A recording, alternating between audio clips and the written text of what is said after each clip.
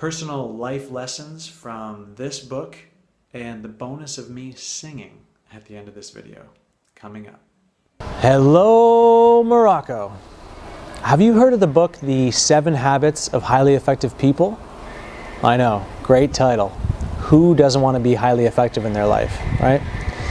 Well, it's a best-selling book. It's sold over 25 million copies, translated into 40 languages. But personally, I found it to be very helpful. I found it to be very useful in my life. And I wanted to share with you 3 stories that have happened to me recently of how these principles or these habits have affected me. They've influenced my choices. The first one is from my professional life. I recently had a crisis at work because I'd been working for a year and a half on this deal with a major construction company here in Morocco. And we were going to import some new security barriers to use on the highways, except that there was a lot of turnover at this company, and the person that I'd arranged the deal with was no longer working there anymore. The new guy basically told me, "I don't know much about the arrangement you've made, and frankly, I'm not that interested." This was a major problem for me because the materials had already been shipped. They were on a boat and they were scheduled to arrive at the Casablanca port in just a few days. So I went into crisis mode and started basically camping at his office, trying to get a meeting with him, and I was really stressed about it. Finally, we booked an appointment and I started making my battle plan. I started listing all the reasons and all my evidence of why he should take this deal, why it was good for the country, why it was good for his company, and why he should definitely honor the agreement that was previously in place. I had my reasons, my list, my evidence. But habit 5 says, seek first to understand and then to be understood. And so I started thinking about things from his perspective. I tried to see what problems he might be perceiving. I tried to look at things from his point of view. And I decided that I would approach the meeting asking him what his concerns were, rather than laying out all my reasons for doing this deal. And so I went in and heard what his concerns were. I was able to alleviate some of those, explain them. I was able to clear up some misunderstandings that he had, and we came to an agreement where he was willing to go forward with the deal. But all of that happened because I came ready to listen rather than ready to speak. We were able to come to an agreement because I sought first to understand his point of view rather than to make my point of view understood by him. Another habit I've recently applied is habit 1, which says be proactive. That basically means take action, take responsibility.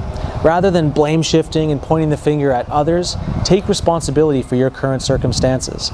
And if you're not happy with them, then take action and change them.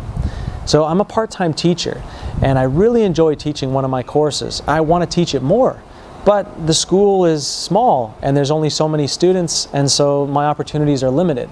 That means that if I want to influence more students, I've got to expand my horizons.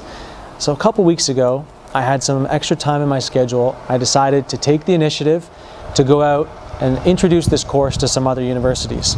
I did a little bit of research, figured out some other schools that might be interested. I put on a tie, prepared what I wanted to say, and then I showed up. I went in person to these schools and just started knocking on doors. Now, it would have been a lot easier to stay home. I could have just sent a few emails, maybe made a phone call or two. I could have just stayed in my pajamas and done all that from my home office. But I knew it would be more effective if I went in person, if I went face to face and was able to talk to people. Now, I had to push through some secretaries that were trying to get me away. I had to overcome my nerves. I had to use some of my French, which isn't that great. But after returning to one campus a couple of times and visiting the others, I was able to make great contacts at all 3. And now I've got great leads at offering this course in the future. All this success came because I took initiative. It came because I took responsibility for my future and I was proactive. The third story from my life has to do with habit 3, putting first things first. You see, once you know what's most important to you in your life, once you know your deepest values, habit 3 is prioritizing those things. It's executing around your priorities and putting those things into your schedule. For me, one of my deepest values is being a great father. I love my kids and I want to be an awesome dad to them. And I know that one of the main ways I can show them love is by spending meaningful time with them. Now, I had told my sons that we could build a hockey net together, that we would put it all together and that, you know, we could play road hockey in the driveway.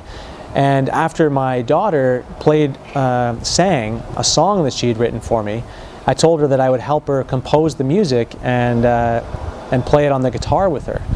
Now, it's very easy to say you'll do something or to even want to do something, but actually doing it can be a very different thing. You see, the 7 Habits teaches us to prioritize our schedule around things that are important but not urgent. And if I don't play with my sons today and build the hockey net, or if I don't make time to write this song with my daughter, it's going to be okay. I can always do it tomorrow. It's really important to me, but it's not urgent.